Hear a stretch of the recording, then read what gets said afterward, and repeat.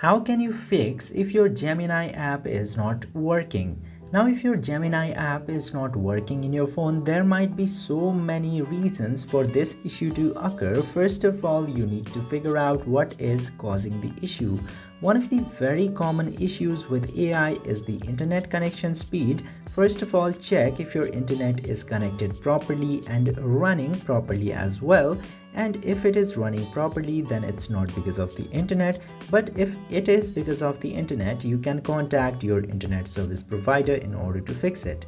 Now, the other problem might be the cluttered cache in your Google application. In that case, just simply select Gemini or Google app and go to the app settings. After going in there, you will get to see a bunch of options. Just simply select the option of storage, and from here tap to clear cache if it is available, otherwise tap to clear data, and it will delete all of the data associated with the Google Gemini. And this will fix your issue by deleting the cluttered cache with your Gemini app.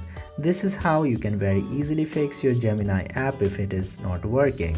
If it is still not working, then it might be the internal server error, which will automatically be fixed in some minutes, some hours, or maybe even in some days. I hope this video was informative. If yes, don't forget to hit that subscribe button.